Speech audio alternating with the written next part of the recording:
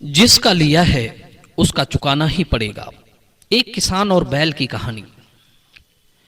मित्रों, एक बार एक किसान का बैल मर गया, इसलिए उसने एक साहूकार से ब्याज पर पैसे लेकर एक बड़ा ही पुष्ट और नौजवान बैल को खरीद कर लाया। पर दुर्भाग्य से वह बैल भी अड़ियल निकला। वो थोड़ी दूर चलता था और चलकर बैठ जाता था।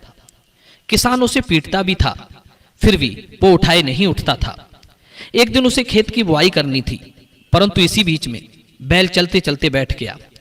उसने बैल को उठाने का बहुत प्रयास किया, परंतु बैल नहीं उठा। आखिर किसान के परिवार के जीवन मरण का प्रश्न था। बैल यदि चलेगा नहीं तो खेत की बुआई कैसे होगी, और खेत की बुआई नहीं हो पाई तो किसान का परिवार कैसे पलेगा। मित्रों, मुझे यह देखकर बड़ा तरस आता है कि जिस समय शहरी लोग अपने कक्षों में 48 डिग्री तापमान में कूलर और एसी में बैठकर वार्तालाप करते हैं, उस समय गांव का किसान उस चिलचिलाती धूप में खेतों की जुताई कर बीज बोने की तैयारी कर रहा होता है। उसके सारे परिवार का भार किसान और बैल के कंधे पर होता है। यदि ऐसे में बैल काम ना करे तो बेचारे किसान का परिवार कैसे चलेगा। अब तो खैर इलेक्ट्रॉनिक साधन हो चुके हैं, परंतु अब से कुछ समय पूर्व किसान बैलों पर ही निर्भर था। मित्रों, जब किसान का बैल खेत में बैठ गया और वो बैल को उठाते उठाते थक गया, पर बैल नहीं उठा, तो किसान खींच के मारे उसे पीटने लगा।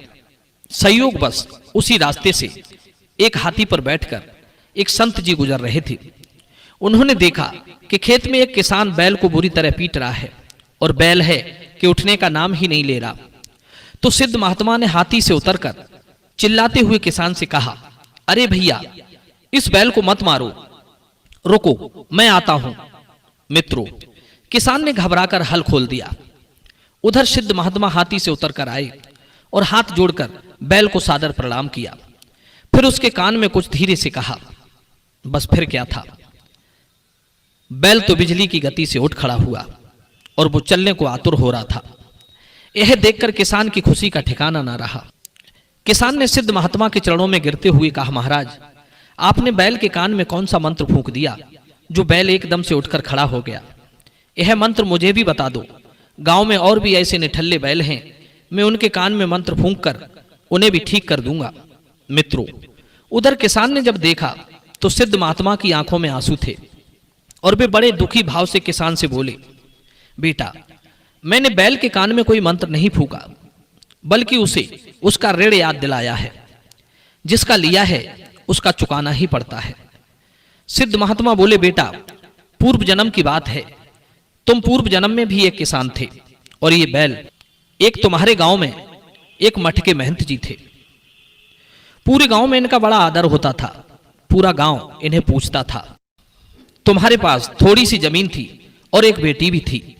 जब भी तुम्हारे पास कुछ पैसे बचते थे, 2, 4, 10 रुपए, तुम उन्हें ले जाकर महंत जी के पास रख देते थे। सोचा था कि जब बेटी की शादी होगी तब ये पैसे काम में आ जाएंगे। धीरे धीरे करके लड़की भी सयानी हो गई और रकम भी खूब इकट्ठी हो चुकी थी। एक दिन तुमने बेटी का विवाह तय कर दिया और पैसे लेने महंत जी के पास मठ पर पहुंचे। तुमने महंत से अपना पैसा वापस मांगा कि मैंने बेटी का विवाह बड़े अच्छे घर में तय कर दिया है, मुझे मेरा पैसा लौटा दो।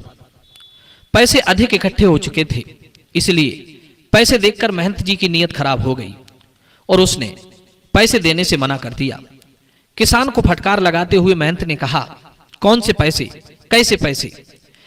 बेचारा किसान दुखी होकर घर लौट आया। उधर महंत जी की बात से सारा गांव सहमत था कि इतने पैसे इस गरीब किसान के पास आए ही कहां से। गांव वाले सोचने लगे, महंत जी तो बड़े ईमानदार हैं, वे इस किसान की बेईमानी कर ही नहीं सकते। मित्रों, इस तरह महंत और गांव वालों के सामने किसान की एक नहीं चली।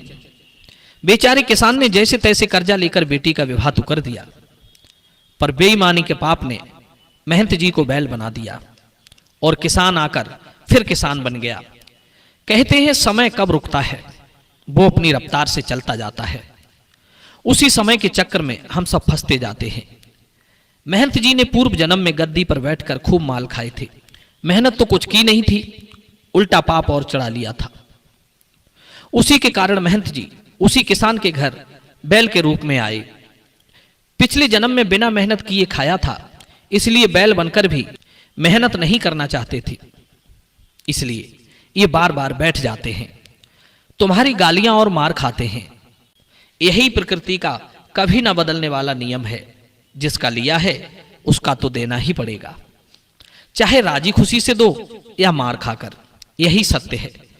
सिद्ध महात्मा बोले, पुत्र, मैंने इस बैल को इसका पुराना जन्म याद दिलाते हुए इसके कान में यही कहा था कि चुकाना तो है ही, फिर अपमान सहकर और मार खाकर ही क्यों, राजी खुशी से चुका दो और उरड़ होने पर भगवान का भजन करना। सिद्ध महात्मा की बात बैल के भली भांति समझ में आ चुकी थी, इसलिए बैल उठकर खड़ा हो गया था। मित्रों, इस कहानी का तात्पर्य यह है कि मनुष्य की अति महत्वाकांक्षा उसका अधोपतन कराती है। सुख की इच्छा रखने वाले पुरुष को चाहिए कि वो जैसे अपने आप को सुखी देखना चाहता है, उसी प्रकार दूसरे को भी देखे, क्योंकि अपने और दूसरे में बराबर ही सुख और दुख होते हैं।